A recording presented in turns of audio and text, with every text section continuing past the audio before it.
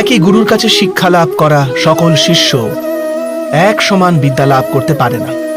সকল শিষ্যকে গুরুর বচন শুনতে দেখা যায় ঠিকই, তাকে পূজা করতেও দেখা যায়, কিন্তু তারা সমান বিদ্যা লাভ করতে পারে না। কখনো ভেবে দেখেছেন কেন এমন হয়? সত্য তো এটাই যে বিদ্যা লাভে অসমর্থ শিষ্য সমর্পণের ভান তো করে, কিন্তু সমর্পণের বাস্তবিক অর্থ বুঝতেই পারে না। গুরুর চরণে ফুল নিবেদন করলে অথবা গুরুর আদেশ শুধু পালন করলে কি সমর্পণ প্রমাণ করা যায়? না, সমর্পণ তো যথার্থ হয় তখনই যখন গুরুর প্রতি মনে কোনো সন্দেহ না থাকে। গুরুর মুখ থেকে আদেশ উচ্চারিত হবার পূর্বে শিষ্য সেই কাজ সম্পন্ন করে ফেলে।